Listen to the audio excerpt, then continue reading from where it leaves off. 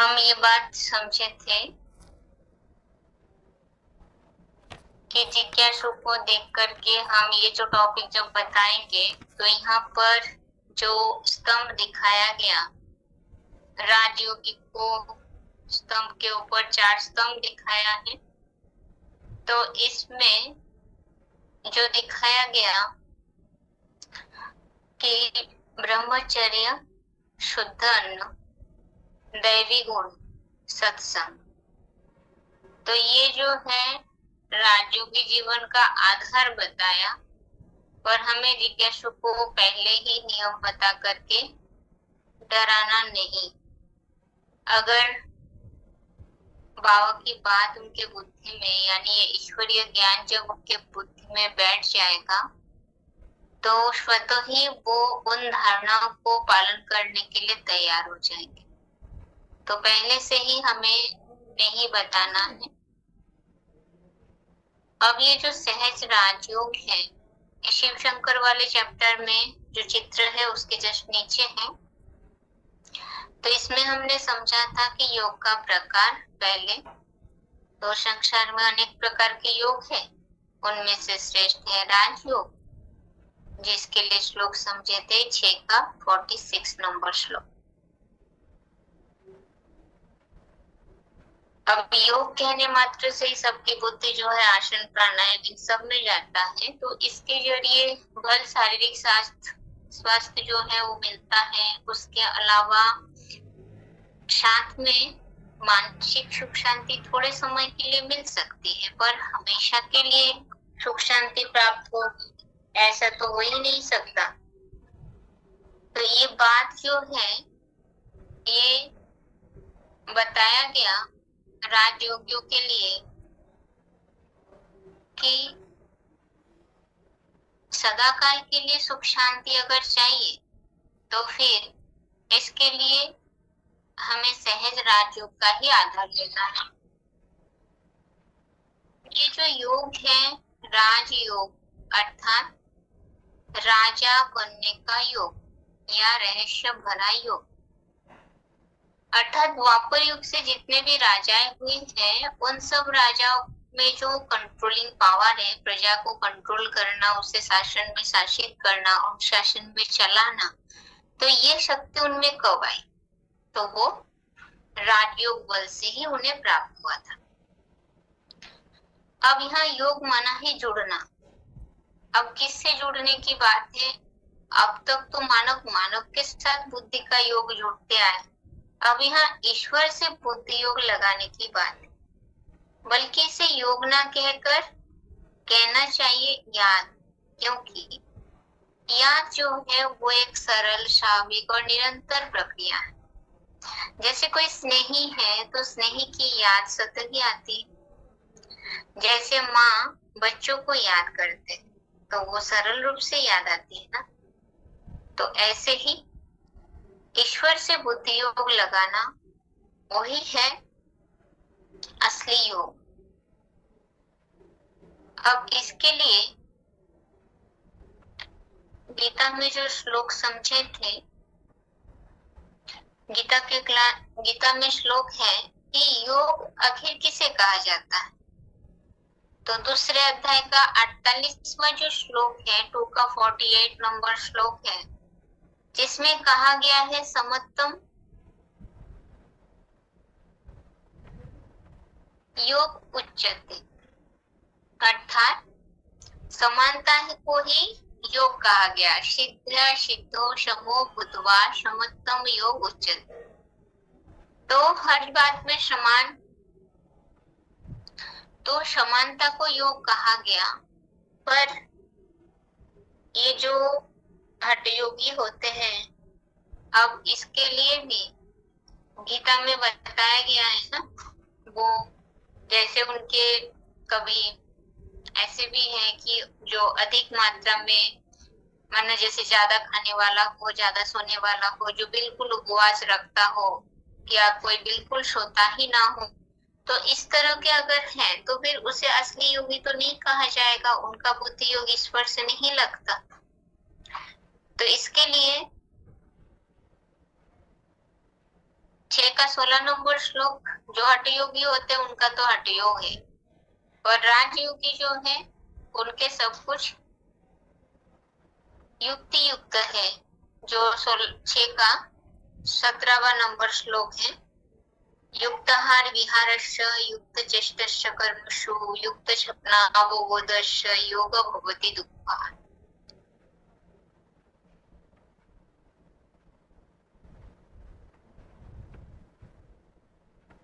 अब योग किससे लगाना है? तो ईश्वर से जो योग लगाने की बात है, तो निराकार तो आत्माओं के पिता परमपिता शिव है, तो वो साकार तन में आए हुए हैं, तो उनसे मिलने की बात है, बुद्धि योग जोड़ने की बात है, साकार में निराकार शिव को याद करने की बात है। तो इसके लिए वो जो याद बुद्धि योग हम उनमें लगाएंगे, और वो योग जो है असली योग वही है कि सहज राजयोग के बल से हम दुख से मुक्त हो जाते हैं, जिसके लिए 6वें अध्याय के 23वां श्लोक में बताया, दुख संयोग वियोगम योग संगीतम तम विद्यात् दुख संयोग वियोगम योग संगीतम स्वनिश्चयन योक्तव्यो योगः अनिर्विण्ण चेतसा। तो 6 का 23वां श्लोक में बताया है कि ये जो योग है बुद्धि योग, अगर ईश्वर में जोड़ा तो वही असली योग है, जिससे हम दुख से मुक्त हो जाते हैं। अब याद करने का समय क्या है? तो ये है सवेरे सवेरे उठ करके ईश्वर से बुद्धि योग जोड़ना, जिसे ब्रह्म मुहूर्त कहा जाता है। अमृत वेला भी कहते हैं। वो समय है शुद्ध, वातावरण भी शुद्ध रहता है, सात्विक रहता है, शांत रहता है, और मानव के मन भी शांत होता है। तो ऐसे समय पर ईश्वर में बुद्धि योग लगाना वो सहज हो जाता है। अब सवेरे उठकर ही हम अपने को भ्रुकुटी के बीच में एक ज्योति बिंदु सितारा समझे, एक चेतन आत्मा समझे। इसकी प्रैक्टिस पहले करनी है, क्योंकि जो आत्मा के पिता परमपिता परमात्मा शिव है वो निराकार है, सदैव विदेही है। ये हम पहले ही समझे थे कि वो देह में आते हुए भी विदेही स्टेज में रहते हैं। तो ऐसों को याद करना है तो उनके समान हमें बनना पड़े। तो फिर हम एक आत्मा है, ज्योति बिंदु है, इतने बड़े देह नहीं है। तो आत्मिक स्थिति में स्थित होकर अपने को आत्मा समझकर फिर परमात्मा में बुद्धि योग लगाना। तो हमने तो ये समझा है कि शिव शंकर भोलेनाथ जो महादेव है उस तनधारी में शिव प्रवेश करके कर्तव्य कर रहे, तो उस तनधारी में ही उनके भ्रुकुटी के बीच में हमें बुद्धि योग लगाने की बात है। अब ये जो याद है ईश्वर में बुद्धि योग लगाना है, तो इससे हमें प्राप्ति क्या होती है? तो जो चित्र में दिखाया गया कि बुद्धि योग ईश्वर से जोड़ते हैं तो फिर 5 विकारों से हम मुक्त हो जाते हैं। तो 5 विकार, काम क्रोध लोभ अहंकार रूपी जो 5 विकार है, उस विकार से मुक्त होते हैं। इसके अलावा हमारे में और भी अनेक दिव्य गुण, दिव्य शक्तियां भी आ जाती हैं। तो दिव्य गुण जैसे धैर्यता, निर्भयता, नम्रता, पवित्रता, हर्षित मुक्ता अर्थात प्रसन्नता, शांति, अंतर्मुखता, मधुरता आदि। तो दिव्य गुण जैसे धैर्यता है। आज सभी जानते हैं कि कोई के पास धीरज नाम की चीज है ही नहीं, पर ये जो सहज राजयोगी है इनके पास वो धैर्य धारण करने की शक्ति आ जाती। कोई भी परिस्थितियां आएगी तो धीरज के साथ अपने को प्रैक्टिकल कार्य में लाएंगे। जो कहा भी जाता है ना, धीरज धर्म मित्र नारी आपत्ति काले परखिए चारी। जब विपत्ति आती है, परिस्थितियां आती है, ऐसे समय पर इन चारों चीजों को परखना है, देखना है कि हमारे पास कहाँ तक है। तो परिस्थितियों में धीरज को धारण करना, धैर्य को न खोना, तो धैर्य धारण करने की शक्ति इस सहज राजयोगी में आ जाता है। साथ ही साथ निर्भयता की शक्ति, निर्भयता। आज तो संसार में अनेक प्रकार के भय व्यापक है। कहीं भूकंप से यानी प्राकृतिक आपदाओं से भी भयभीत है, मानव मानव से भयभीत है, समाज से भयभीत है, प्राणियों से, जंतु जानवरों से भयभीत है, अपनों से भयभीत है। कोई कहीं भी निर्भय नहीं है, पर सहज राजयोगी अपने राजयोग बल से निडर हो जाते हैं, निर्भयता का गुण धारण कर पाते हैं, क्योंकि वो ज्ञानी बन जाते हैं। साथ में नम्रता, नम्र चित होना। तो जब हम अपने को आत्मा समझ के ईश्वर में बुद्धि योग जोड़ते हैं तो स्वतः ही नम्रता आती। नम्रता यानी झुका हुआ, नम्रचित। अहंकार होगा, देह का अहंकार या अपने कोई गुणों का अहंकार होगा तो फिर नम्रचित तो नहीं हो सकते, उद्धत होंगे। जैसे फलदायी वृक्ष होते हैं वो हमेशा कैसा होता है, झुका हुआ होता है। तो ऐसे ही सहज राजयोगी के अंदर नम्रता की भावना, विनम्रता की भावना जरूर होती, तो वो गुण उनमें देखने में आता है। पवित्रता भी आती है, पवित्रता की शक्ति भी उन्हें मिलती है और वो प्रसन्न चित्त होते हैं। प्रसन्नता, हर्षित मुख, प्रसन्न चित्त देवात्माएं होते हैं, क्योंकि प्रसन्नता प्राप्त होना माना ही सभी के सब दुखों का अंत हो जाना। गीता में जो कहा है, प्रसादे सर्व दुःखानां हानिरस्योपजायते प्रसन्न चेतसो यासु बुद्धि पर्यवतिष्ठते। तो ऐसे ही उनकी बुद्धि भी स्थिर होंगे, साथ ही साथ प्रसन्नता के गुण भी आ जाते। और शांति, शांत चित्त होते हैं वो आत्मशतही और अंतर्मुखी भी होते हैं। आज का समाज बहिर्मुखी है, औरों को देख करके अपने जीवन को अपनाते हैं, बनवाते हैं, किस राह पर चलना है, पड़ोस अड़ोस के किसने क्या किया उसके आधार से हमें उससे आगे जाना है। तो पर की चिंता, औरों के बारे में सोचना ज्यादा, पर अपने लिए अंतर्मुखी, अंतर्मौनी बन करके अंदरूनी लगन से अपने को जांच करना कि हमारे में दिव्य गुण कहाँ तक आए। तो ये दिव्यता का गुण, अंतर्मुखी बनना, ये सिर्फ सहज राजयोगियों में ही होती है। और मधुरता, मधुरता माना ही मीठापन। अब सिर्फ जिससे हमारी स्वभाव संस्कार मिलते हैं या जो हमारे लिए अच्छा सोचते हैं उनके साथ मीठे व्यवहार करना, मिठास के साथ रहना, पर ऐसा नहीं। ये जो सहज राजयोगी है, इनके लिए तो सभी के साथ समान व्यवहार, यानी सभी आत्मा भाई भाई, जब ये ज्ञान रहता है तो आपस में जो संबंध है वो मिठास का संबंध आ जाता है। तो ये दिव्य गुण इस सहज राजयोग के द्वारा प्राप्त होती है। और इस दिव्य गुणों के लिए श्लोक 16वें अध्याय का दूसरा और तीसरा श्लोक। तो 16वें अध्याय का जो दूसरा और तीसरा श्लोक है, अहिंसा सत्यम अक्रोध त्याग शांति अपेशुनः दया भूतेषु अलोलुप्तम मार्दवम ह्री अचापलम। तो इसमें मार्दवम यानी मीठापन, शांति शांति, इस तरह से उल्लेख आया। और जो 16वें अध्याय का जो तीसरा श्लोक है उसमें आया, तेज क्षमा धृति शौचम अद्रवो नाति मानिता भवन्ति संपदम दैवी अभिजातस्य भारत।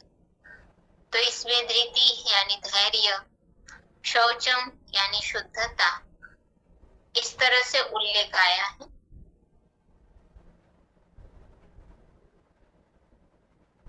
अब ये याद के बल से अष्ट गुण की प्राप्ति हुई तो साथ ही साथ अष्ट शक्तियों की भी प्राप्ति होती है। तो जो अष्ट शक्तियां हैं आगे के चित्र में दिखाया गया, चित्र दिखा के समझा सकते हैं। तो जैसे दिखाया गया चित्र में सहन शक्ति, तो सहन शक्ति जो है आज तो कोई के पास सहन करने की शक्ति है ही नहीं। कोई किसी के बात को सहन नहीं कर सकता, कोई किसी के कर्म को नहीं सहन कर सकता, क्योंकि सब देहभान में। अब जैसे स्त्री पुरुष की लड़ाई, समान अधिकार, अधिकार की लड़ाई, अब उसको लेकर के भी कोई किसी को सहन नहीं कर सकता। पर क्या अगर सहन करने की शक्ति हो तो फिर लड़ाई ही नहीं होगी। पर वो शक्ति आए कहां से? वो राजयोगियों के पास याद के बल से वो शक्ति प्राप्त होती है। जैसे उदाहरण माँ है, माँ में सहन शक्ति अखुट होती है, बच्चों के हर कर्तव्य के लिए वो सहन कर लेता है। तो यहाँ चित्र देखेंगे, चित्र में क्या दिखाया गया, एक आम से भरे हुए फल के पेड़ दिखाए, आम के पेड़ दिखाए, और जिसमें पत्थर फेंके जा रहे हैं। तो पत्थर फेंकने के बावजूद भी वो आम का जो पौधा है, वो पेड़ जो है, वो मीठा फल देने से लोगों को वंचित नहीं करता।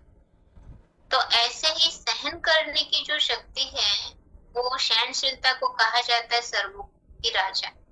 तो राजयोगी के पास सहन शक्ति सतही आती।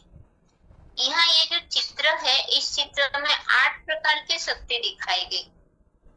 दुनिया में भी माया की ग्रहचारियों से बचने के लिए वो अष्टधातु की अंगूठी लोग पहनते हैं। तो यहाँ याद के बल से हमारे पास हमें ये 8 प्रकार की शक्तियां प्राप्त होती है, जिससे हम माया से बचे रहते। तो पहला समझे सहन शक्ति, दूसरा सामना करने की शक्ति, माने समाने की शक्ति, जो चित्र में दिखाया गया। नदियां जो है वो सागर में सारे कचरा पानी ला करके डाल देती है। नदियां जब सागर से मिलती है तब अपने साथ लाए हुए सारे समुद्र सागर में डाल देते हैं। तो सागर उन सारे कचड़े को, सब जो कुछ भी लाया है, सब कुछ अपने में समा लेते हैं।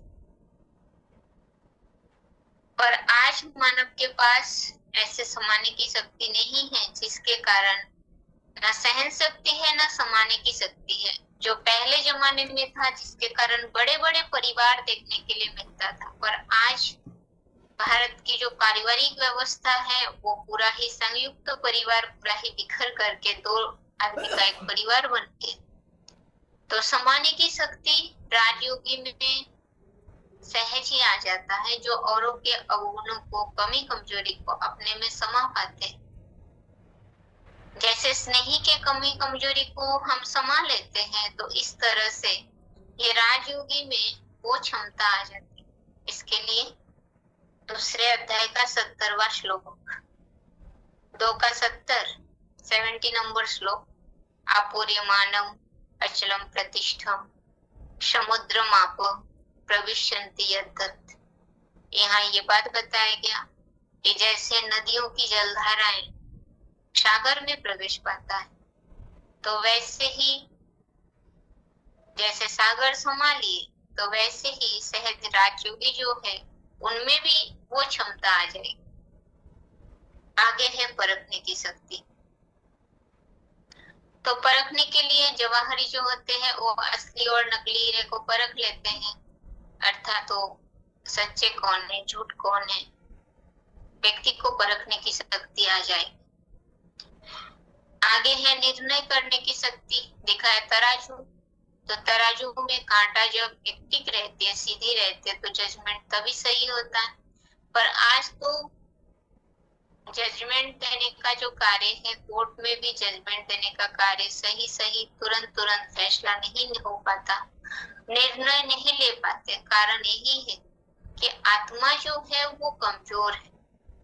अब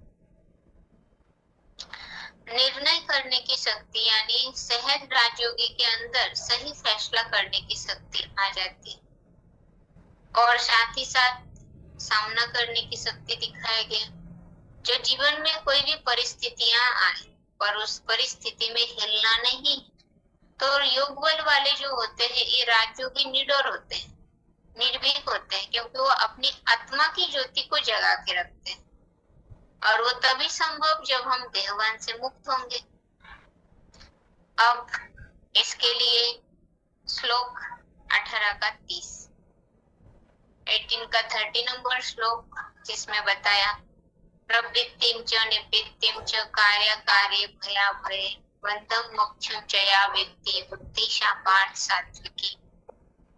तो कार्य अकार्य को, भय निर्भयता को, इन सब की परख, इन सब के गुण, ये जो राजयोगी है उनमें आ जाता है। और ये राजयोगी कैसा भी परिस्थिति हो, कभी परिस्थिति से विचलित नहीं होते। इसके लिए भी 6 का 22 नंबर श्लोक है कि महान भय से भी, भय में भी वो विचलित नहीं हो। राजयोगी में इतनी पावर आ जाती है कि वो पूरा ही निर्भीक होते हैं, परिस्थितियों का सामना करने में आगे जाते हैं। आगे है सहयोग शक्ति। तो सहयोग देने की शक्ति में दिखाया गया कि पहाड़ को उठाते हुए सभी के हाथ लगा। तो कहा जाता है ना, संघव शक्ति कलह युगे, सर्वों के सहयोग से सुखमय संसार। तो सभी मिलके जब सहयोग देंगे तो तभी ये कलयुगी पहाड़ उठा के सतयुगी नई दुनिया लाने का कर्तव्य हो सकता है।